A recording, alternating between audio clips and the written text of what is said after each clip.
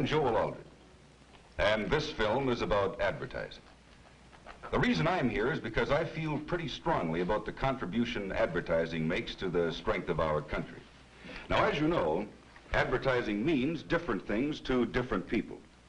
And here's a good illustration of what I mean. Now, a word from Ford.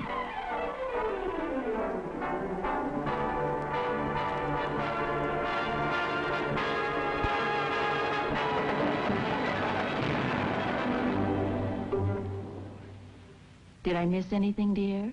Just the commercial. The old man got wrapped up in it and really liked it. But the old lady left the room and never did find out what it was all about. Now, there may be others like the old lady, and we'll have a talk with them a little later on. But right now, let's change the subject and see what electricity has been doing in your life during these past 20, 30, 40 years. I was just trying to get into the mood. I guess we all remember these things. Above all else, the Gershwin years were years of change. Our nation was stirring with new ideas, new wants, new needs. We were building a better way of life, and we had a powerful force to help us, electricity. Companies like General Electric were finding ways to use electricity, to light our homes, do our work. One of the new things that came along was General Electric's famous monitor-top refrigerator, remember? The electric washing machine took the gloom out of wash day. And the vacuum cleaner eased another chore. Appliances appeared for every job. New electric servants the wage earner could afford. America was changing in other ways. We had more leisure time and more things to do. Remember the old crystal sets? If you opened the window, you could always get chilly. Or you could hear red-hot rhythms from General Electric's experimental station, WGY. Then General Electric developed the loudspeaker and better radios, and all America began to listen to voices that came through the air. The Flickers found their voice too, with the help of a General Electric invention. We were a restless nation in those years, busy people on the go. We built taller buildings, thriving cities. Our nation grew and prospered. And electricity helped us in all these things. Electricity and the dedicated men and women in companies like General Electric. It's no wonder, then, that in the Gershwin years, these initials came to be known as the initials of a friend. You know, it's funny how we take things like electricity for granted. Here in a single lifetime, it's brought us radio, television, electric refrigerators, easy-to-use vacuum cleaners, and hundreds of other things. Not just for a wealthy, privileged class, but for everyone. Perhaps we have to look at scenes like those to realize how much our lives have changed in just 2 generations. Those bright lights in big cities had a lot to do with it. As a changing nation, we were moving away from the farm and closer to those lights, and to new kinds of jobs. And there were new kinds of stores and businesses and services.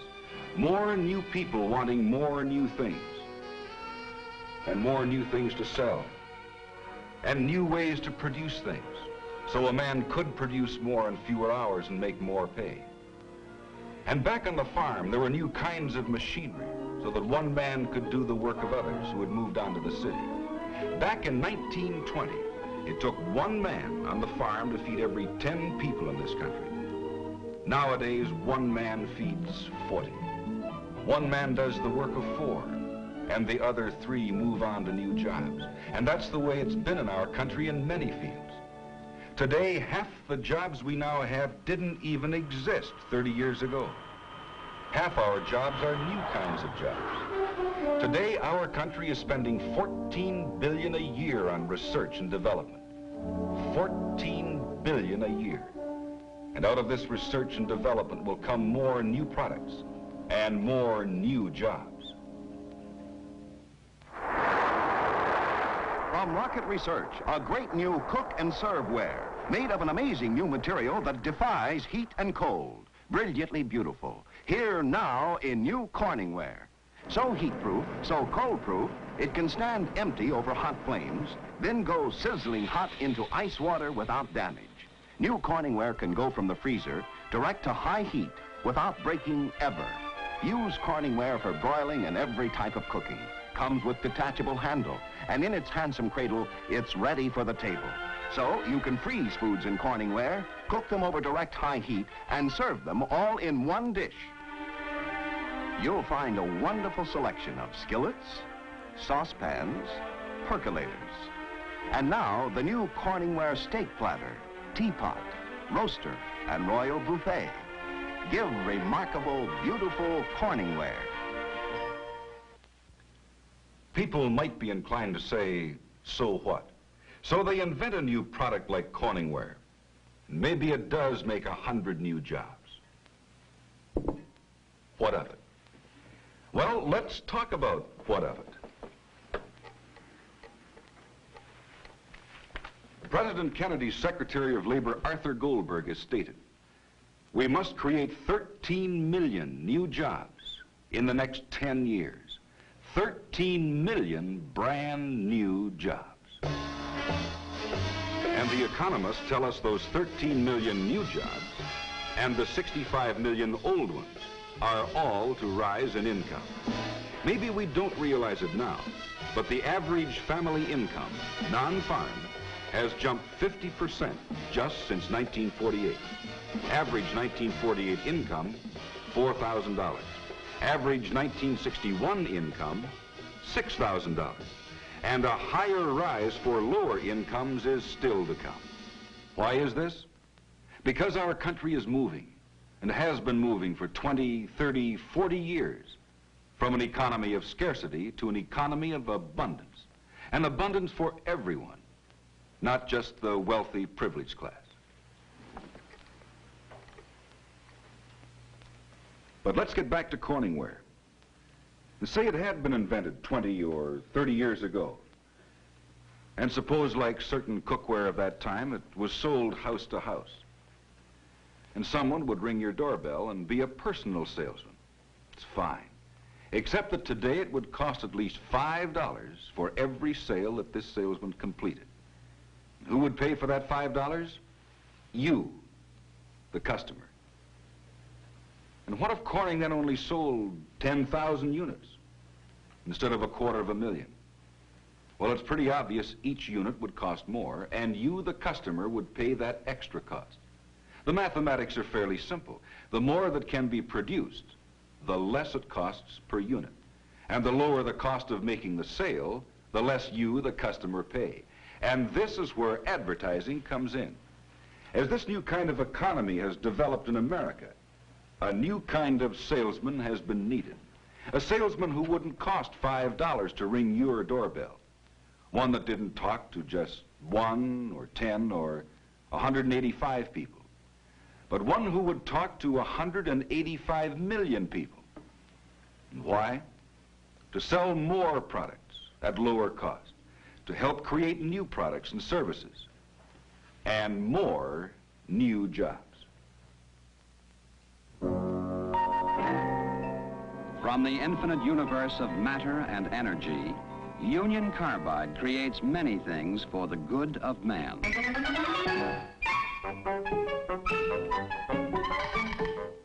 His electric light bulb contains argon, a gas that keeps it burning. His shower curtain is decorative waterproof plastic. His suit contains chemical fibers that keep it looking better longer. His car is made stronger with metal alloys and protected with all-winter antifreeze. He works in a building of gleaming alloys where he sits on plastics, writes with plastics, and talks through plastics. Back home, his wife keeps things bright with cleaners and polishes created by chemistry. And in the evening, a television program tells of the wonders coming from nuclear energy. Then to bed, with a flashlight handy just in case. Now, he may not know it, but all these things, the gas in the light bulb, the plastics, the chemical fibers, the metal alloys, the antifreeze, chemicals in the cleaners and polishes, the flashlight and its batteries, yes, even the nuclear energy. All these and many other good things come from Union Carbide. Through continuing research into the elements of the universe, hundreds of new and better products come to you under trademarks known in countless homes and industries, the trademarks of Union Carbide. That's advertising. As a nation, we discovered the more different jobs that can be created for 185 million people, the stronger our economy. Also, the more taxes we can pay to a free government, fighting for its life in a half-free world. Taxes, we know, come from jobs and wages, from the manufacture of products and profits, from the day-to-day movement of money in circulation. And quite simply, every dollar spent in advertising generates many dollars in taxes. Let me repeat that. Every dollar spent in advertising generates many dollars in taxes. And this is something many people do not understand. Irresponsible writers and critics don't comprehend this. They're living in the past, or they belong to another part of the world. Times have changed, and the factors behind our economy have changed. Since the Great Depression of the 30s, this new kind of economy in America, with the help of advertising, has created more than 25 million brand new jobs. In the next 10 years, it must create 13 million more. This is a new kind of economy. This is a new kind of America, with more for more people. One of advertising's jobs is to bring you news, information, and understanding of this new world around us, with its new products and services. Does advertising cost? Of course it does. Who pays for it? You, the customer. And while advertising is telling you its story, it's performing still another service. Advertising pays the major expense of publishing 10,000 newspapers and hundreds of magazines in this country. And advertising pays all the cost of radio and television. Advertising pays these costs for a very simple reason. It is the least expensive way to sell. Except with the help of advertising, no manufacturer could afford to pay $5 for every sale a salesman made, with 185 million people. Since you, the customer, pay the sales cost in the end, this is important to you. To ring your doorbell, a full-page ad in one of America's leading magazines costs less than ½ a cent per family. And for less than another ½ cent, the advertiser can talk to your family for 1 minute on television. How elegant. The most elegant cake of all. Chiffon, now dramatically different. New deluxe vanilla cream chiffon with an exotic new taste. It's vanilla, cream, and a French flavor secret. Tantalizing. Yours in a new mix. New Duncan Hines Deluxe Vanilla Cream Chiffon. Here's everything you'd expect of a Duncan Hines Deluxe mix. A cake so elegant you'll want it for your most glamorous evenings. This chiffon is high and angel-light with a moistness all its own. Taste it. Every tender bite is soft, smooth, creamy, glowing with an exciting flavor new in a cake.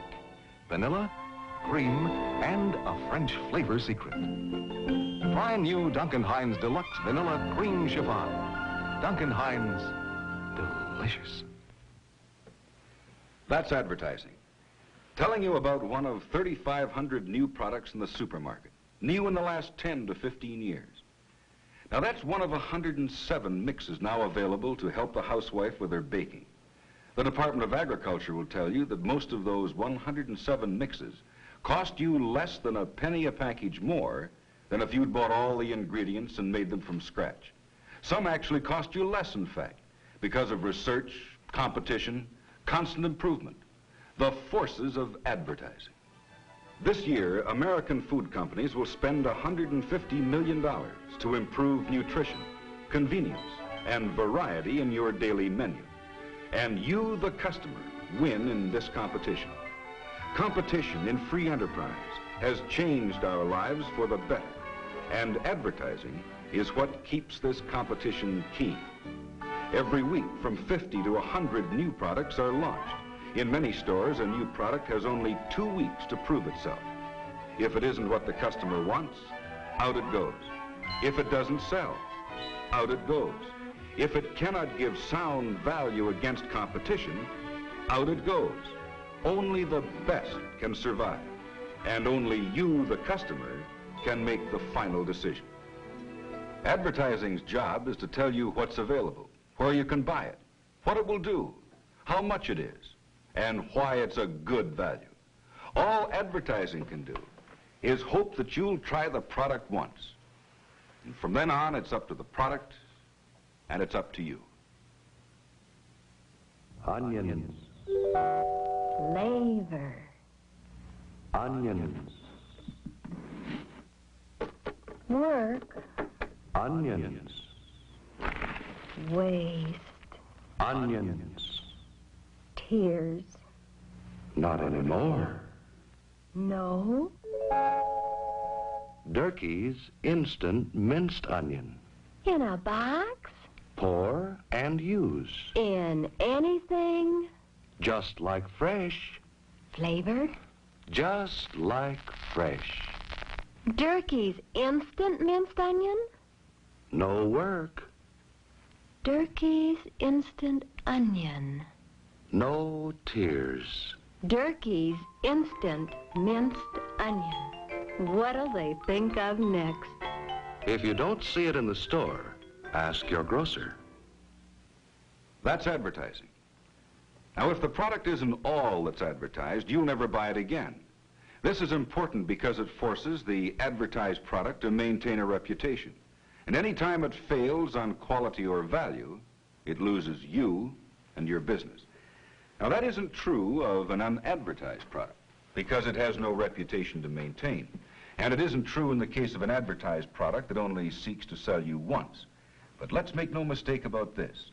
There are quacks and charlatans who misuse advertising and destroy your confidence, just as there are quacks and charlatans practicing law or medicine. The Federal Trade Commission finds borderline problems in only 3% of its investigations and has to investigate very, very few advertisements. Now, you probably wouldn't be surprised if someone told you that 3% of lawyers or 3% of doctors were unethical, guilty of illegal practice. But this doesn't reflect on the good doctors and lawyers that exist or the good work they perform. The point is, don't make the mistake of blaming all advertising and the contribution of good advertising to our economy just because of the errors of the few. Certainly, advertising must continue to rise to its total responsibilities in our economy. In 2 generations, the American public has become more aware, sophisticated, discriminating, as well as more intelligent. And so is advertising. The Navy has learned that the child of 4 1/2 today has the awareness of a child of 7 20 years ago. The Navy is interested in the young man of 18 to 24. He's smarter today. He's hip. Once upon a time, the Navy played anchors away and waved the flag to attract his attention. But nowadays, the Navy talks like this. Kind of lonesome. Yes, but I'm awfully glad he did. Enroll in Navy officer candidate school, you mean? Yes, OCS. Lots of liberties? Oh, yes. Good food? The best. Education and training? Mm-hmm. Best thing he could have done. Enroll in Navy officer candidate school, you mean? Yes, OCS. Kind of lonesome. Yes, but I'm awfully glad he did.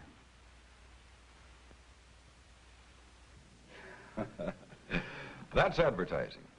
Going out of its way to interest you, entertain you, reward you for your time. For instance, in Duluth, Minnesota, there's an American Italian who decided he had a better way of making American Oriental foods. And what's more, he decided to can these Oriental foods and sell them in nearby states. So to tell everyone about it, he had to advertise. Now, he thought you'd have fun enjoying his chow mein, and he has fun telling you about it.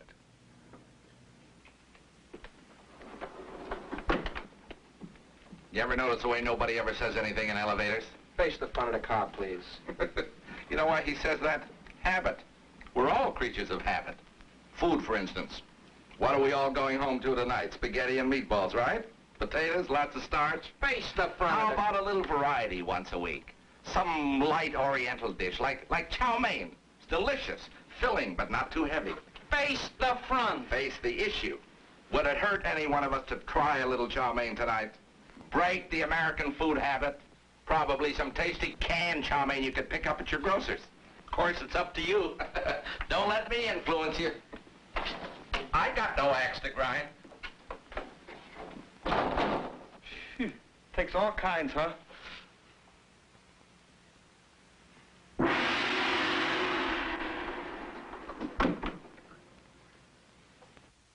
That's advertising. You know, about 70% of the things you buy in a supermarket today, you choose entirely on your own, without even a clerk to answer your questions. Advertising must answer these questions in advance. It must work for that small advertiser, as well as for the large one. It must use television, radio, magazines, and newspapers for the local as well as the national advertising. It must keep our competition keen, and competition must stir even more research and development to create new and better products, and in turn, new jobs and higher wages. And let's face it, more taxes to keep the American government ahead of its competition. It can be done.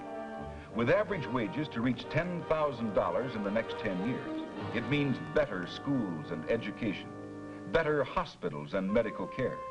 In the last 10 years, the dollars for schools and hospitals and government services have more than doubled, from $25 billion to $54 billion, paid for by taxes from you and me and American business. There's much more to be done, of course. We still don't have enough schools or hospitals.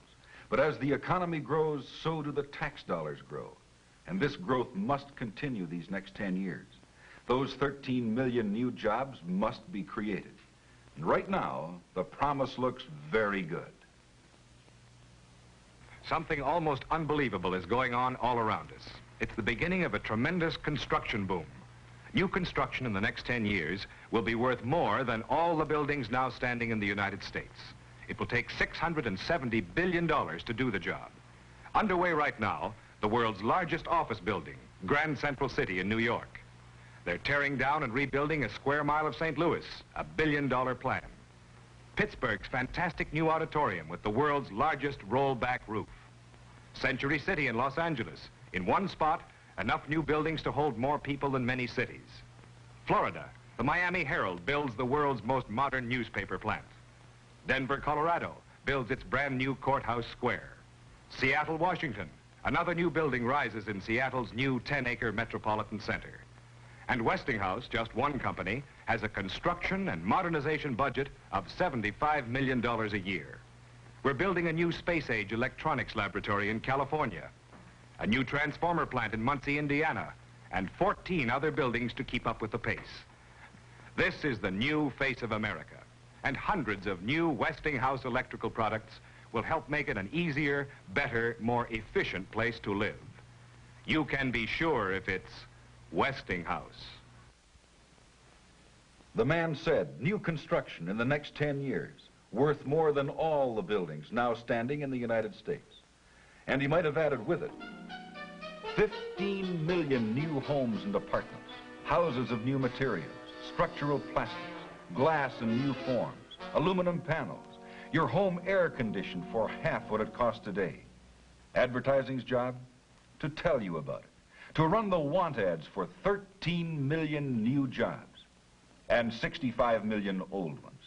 To bring you news, information, facts, and understanding you demand. And at less cost than if you answered your doorbell. One more job for advertising. It must continue its responsibility to remind us of our responsibilities, to buy U.S. savings bonds, to support CARE, Radio Free Europe, the Red Cross, to help Smokey the Bear prevent forest fires, to aid the many other projects that help to make a better world. Last year, the people in advertising, newspapers, magazines, outdoor, radio and television stations, gave $240 million worth of time and effort to these public service causes. And why? Because here, advertising must be your conscience. Like cake mixes and cookware, electricity and minced onions. These were things you had to be sold on. He too would like someday to dance and leap and run. But he will not. This child has cerebral palsy. What is cerebral palsy? Brain injury, damage to a part of the brain that sends orders to the body. An arm is crippled if it receives no messages from the brain. Contact is broken. A leg that can't receive orders is useless, or it may destroy sight, hearing, speech. This is cerebral palsy, the cruelest multiple crippler known, and it strikes every 53 minutes. You can help. Join the 53-minute march on cerebral palsy. That's advertising. I wonder what it's doing to your life.